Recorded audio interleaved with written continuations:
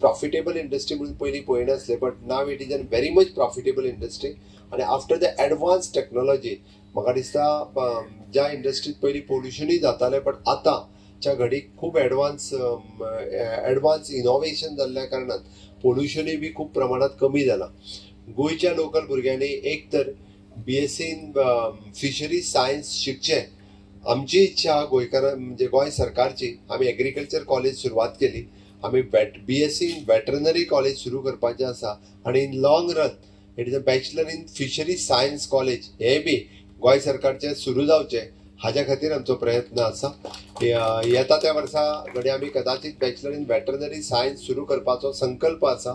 आणि ते जालें जाल्यार in long run bachelor in fisheries science ही बी कॉलेज गोंय सरकार सुरवात करतले, कारण आमी कोस्टल स्टेट आसा.